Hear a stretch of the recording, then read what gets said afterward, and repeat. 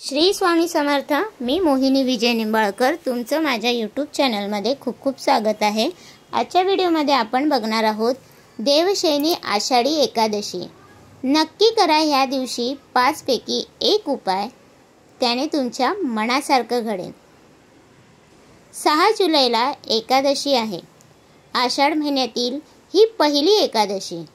या दिवशी श्रद्धापूर्वक उपवास करतात व भगवान विष्णूंचे पूजन करतात। त्यांच्या सर्व कष्टांचे निवारण होते आणि त्यांच्या सर्व पापांपासून मुक्ती मिळते। श्रीहरी विष्णूंना आणि देवी लक्ष्मीला प्रसन्न करण्यासाठी जे काही उपाय केले जातात ते खूप प्रभावशाली आणि लवकरात लवकर फळ देणारे असतात।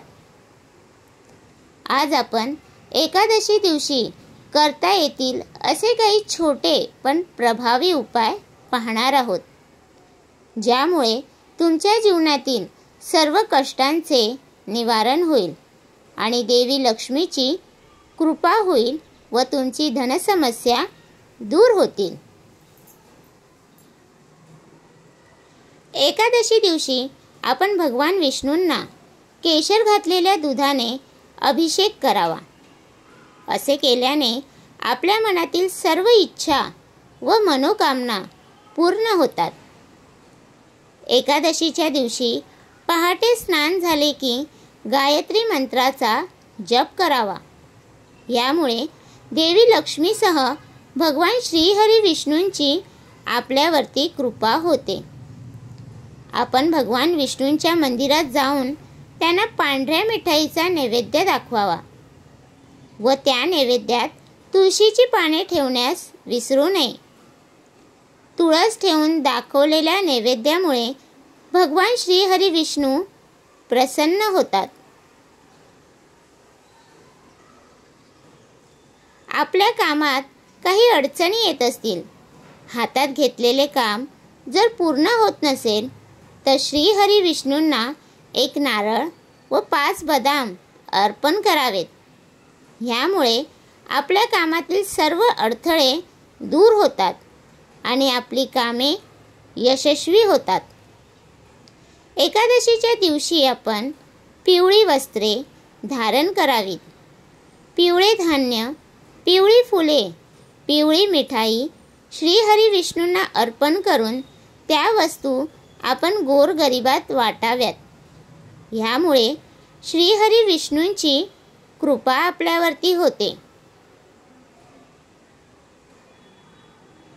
एकादशीच्या दिवशी आपण जर आपल्यावरती खूप कर्ज झाले असेल तर त्यावर उपाय म्हणून पिंपळाच्या झाडाखाली पाणी अर्पण करून त्या झाडाखाली दिवा लावावा।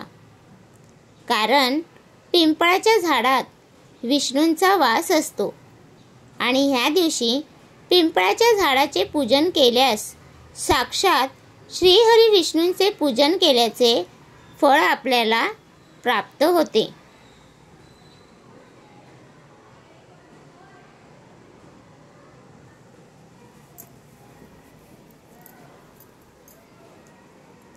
एकादशीच्या दिवशी आपण भगवंताचे पूजन करताना काही पैसे भगवंतांच्या मूर्तीसमोर अर्पण करावेत व ते पूजा झाल्यानंतर आपण आपल्या पाकिटात ठेवावे।